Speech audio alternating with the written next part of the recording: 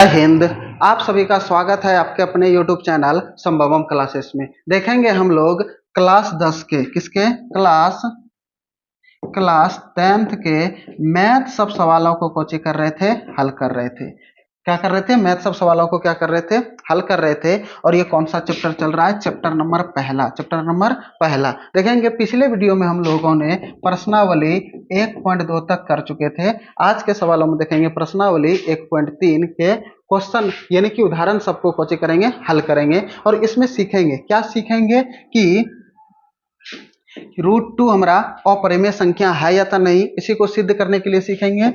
√3, √5, √7 इसी सब संख्या को कोची करेंगे, हल करने के लिए सीखेंगे। एक टाइप तो ये हो गया। दूसरा टाइप हमारा कोची होगा, दूसरा टाइप होगा जैसे कि 1/√2 रहेगा, 1/√3 रहेगा। ये सब संख्या हमारा अपरिमेय संख्या है या नहीं, ये दूसरा टाइप हो गया। तीसरा टाइप रहेगा कि 2√3 ये हमारा अपरिमेय संख्या है कि नहीं, ये हमारा सीखना है। उसके बाद चौथा कोची रहेगा जैसे कि 2 - √3 ये रहेगा, इस टाइप का सवाल रहेगा। अब तीसरा रहेगा कि 2 + 3√2 ये हमारा अपरिमेय संख्या है या नहीं। इसी सब सवालों को हम लोग कोची करेंगे, हल करेंगे। क्या करेंगे? हल करेंगे। तो इसको हल करने से पहले हम लोग समझ लेंगे कि प्रमेय 1.3 क्या कहता है। तो देखते हैं प्रमेय 1.3 हमें कुछ कहता है। देखिए कहता है कि मान लीजिए P एक अभाज्य संख्या है। P एक कौन सी संख्या है? अभाज्य संख्या है। यदि P A² को विभाजित करती है तो P A को भी विभाजित करेगी, जहां A एक धनात्मक पूर्णांक है, जहां एक A जो है धनात्मक पूर्णांक है। जैसे कि कह रहा है, अगर कहता है कि P², ठीक है, सॉरी, अगर A² अगर P से विभाजित होता है, P से कौन होता है? विभाजित होता है। ये A भी जो होगा P से कौन होगा? विभाजित होगा। ठीक है, अगर A² में P से भाग लग सकता है तो A में भी P से भाग लग सकता है। और ये जो A है ये पूर्णांक है, ये कौन है? पूर्णांक है। और ये जो P है ये कौन हमारा? अभाज्य है। यानी कि किसी भी अभाज्य संख्या से, ठीक है, अगर किसी पूर्णांक में भाग लग रहा है यानी कि उसके वर्ग में अगर भाग लग रहा है तो उस संख्या में भी P से कुछ होगा, भाग लगेगा। जैसे कि सपोज दैट मानेंगे, जैसे कि मान लीजिए P है, P का स्क्वायर करेंगे, सॉरी A का मान कितना है? 5, इसका स्क्वायर करेंगे और ये किसी अभाज्य संख्या 5 से विभाजित हो रहा है। 5 से कुछ हो रहा है? विभाजित हो रहा है। तो 5 है 25/5, ये 5 से कट रहा है कि नहीं? तो ये A का जो 5, A का मान 5 था, ये 5 से भी कुछ होगा, विभाजित होगा। कुछ होगा, विभाजित होगा। यही ये कह रहा है प्रमेय 1.3। कोची कह रहा है? प्रमेय 1.3। अब देखते हैं इसी सब सवाल को इसी के मदद से हम √2 को, √3 को, √5 को, √7 को कोची करेंगे, सिद्ध करेंगे। तो देखते हैं अगले सवाल में क्या कर रहा है। उदाहरण नंबर 9 कहता है कि √3 एक अपरिमेय संख्या है या नहीं। अब ये अपरिमेय संख्या है या नहीं, अगर इसको बनाना है तो इसको बनाने से पहले इसको उल्टा मानना पड़ेगा। कुछ मानना पड़ेगा, इसका जस्ट उल्टा। जैसे ये अपरिमेय है ना, तो इसको परिमेय मान लेंगे। क्या मान लेंगे? परिमेय। जैसे मान लेंगे कि माना √3 एक परिमेय संख्या है। कौन सी संख्या है? परिमेय संख्या है।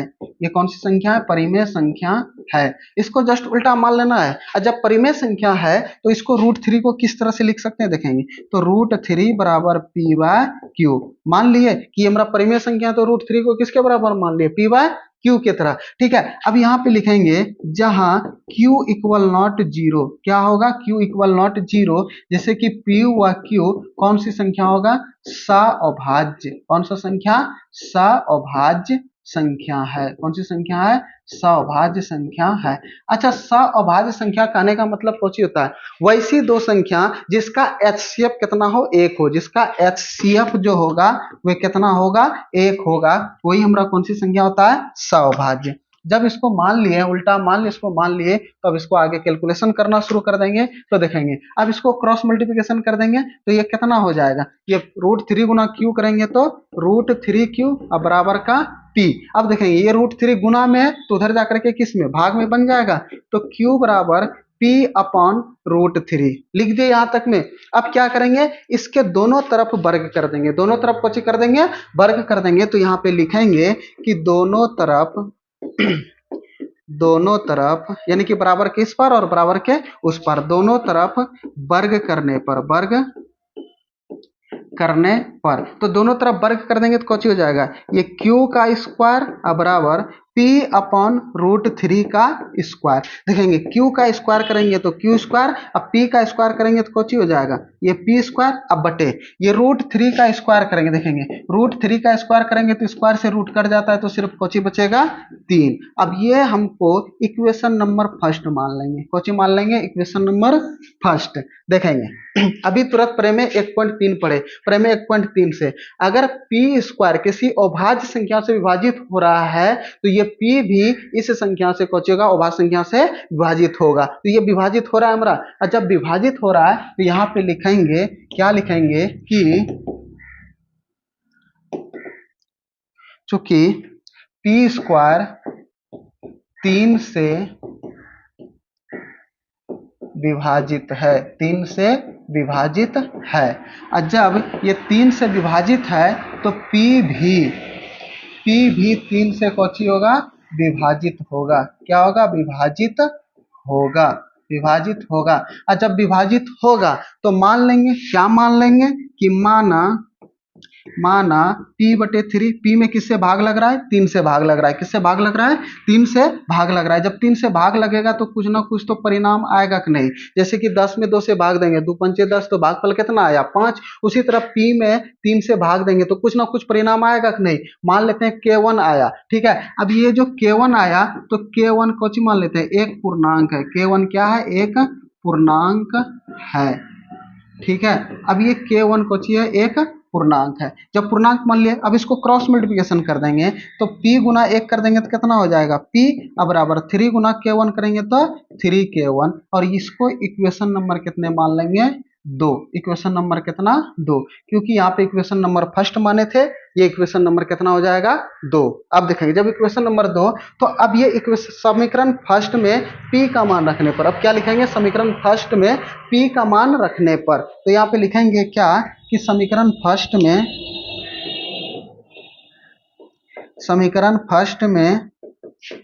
P का मान P का मान रखने पर देखो समीकरण फर्स्ट को कहता है क्यू स्क्वायर अब बराबर ये पी स्क्वायर बटे का 3, यही कहता है। अब P के जगह पे कितना रख देंगे, 3K1, कितना रख देंगे, 3K1, किसके जगह पे, P के जगह पे। तो यहाँ पे लिखेंगे कि क्यू स्क्वायर बराबर P के जगह पे कितना लिख लेंगे, 3K1, इसका स्क्वायर है तो स्क्वायर, अब बटेगा कितना, 3। अब इसको आगे हल कर सकते हैं तो ये क्यू स्क्वायर बराबर ये 3 पे भी स्क्वायर और K1 पे भी स्क्वायर है, तो 3 का स्क्वायर 3 तिया 9, K1 का स्क्वायर करेंगे तो K1 का स्क्वायर और बटे ये 3, ये 3 से कट जाएगा, 3 तिया 9, तो कितना आ गया हमारा, देखते हैं, देखेंगे तो ये कितना हो जाएगा हमारा, ये क्यू स्क्वायर बराबर ये 3K1 का स्क्वायर हो जाएगा। अब देखेंगे जब 3K1 का स्क्वायर हो जाएगा तो इसको हम क्या करेंगे, इसको इस पर ले आते हैं। देखेंगे अब ये कौची है ये 3 हमारा किस में है, गुना में, इधर आएगा तो किस में, भाग में, तो ये क्यू स्क्वायर बटे का 3 बराबर K1 का कौची हो जाएगा, स्क्वायर हो जाएगा हमारा, ये कौची हो जाएगा, स्क्वायर हो जाएगा। तो इसको इस तरह से लिख सकते हैं क्या कि K1 का स्क्वायर बराबर, ठीक है, ये Q का स्क्वायर बटे का 3, ये इक्वेशन नंबर ये बन जाएगा 3, हमारा इक्वेशन नंबर कितना बन जाएगा, 3। और जब ये इक्वेशन नंबर 3 बन जाएगा तो अभी तुरंत पढ़े थे कि किसी भी पूर्णांक संख्या का वर्ग में अगर किसी अभाज्य संख्या से भाग लगता है तो उस पूर्णांक में भी उस अभाज्य संख्या से कुछ लगेगा, भाग लगेगा। तो देखेंगे यहाँ पे क्या होगा कि क्यू स्क्वायर, ठीक है, यहाँ पे लिखेंगे कि क्यू स्क्वायर कितने से, 3 से विभाज्य है, क्यू स्क्वायर 3 से विभाजित है, क्या है, विभाजित है।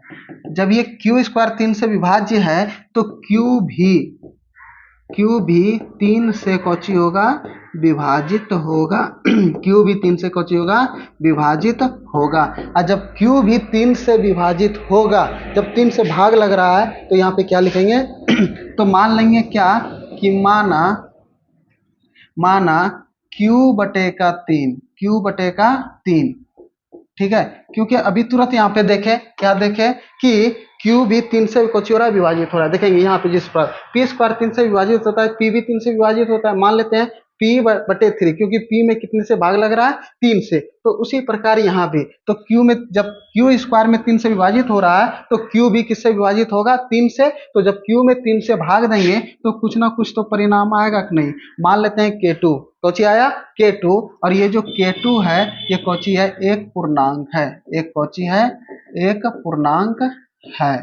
ठीक है, अब देखेंगे जब भाग देंगे तो कुछ ना, अब इसको क्रॉस मल्टीप्लिकेशन कर देंगे। क्या कर देंगे, क्रॉस मल्टीप्लिकेशन। तो ये Q बराबर 3 गुना K2 करेंगे तो 3K2, ये इक्वेशन नंबर कितना हो जाएगा, 2।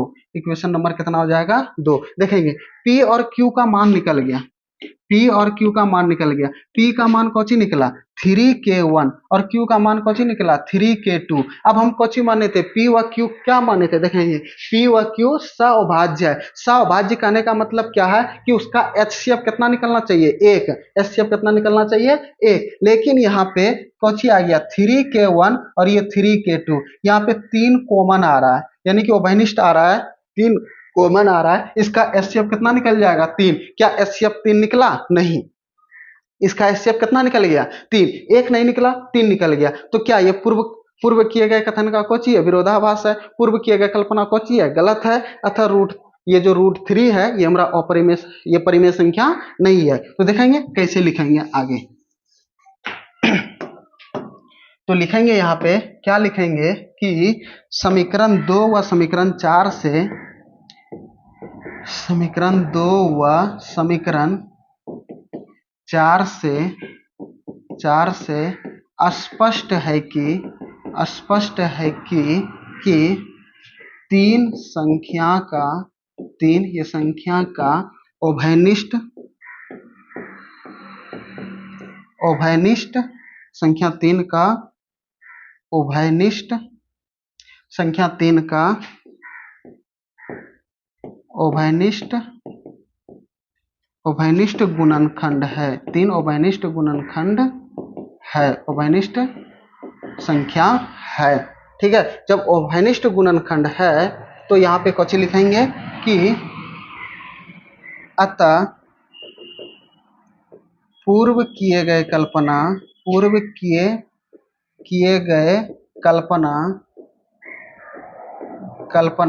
गलत है। क्या है, पूर्व किए गए कल्पना कोची है, गलत है। ठीक है, पूर्व जब किए गए कल्पना गलत है तो यहाँ पे लिखेंगे क्या कि अतः पूर्व किए गए कथन का विरोधाभास है। कोची है, विरोधाभास है। अतः √2 एक परिमेय संख्या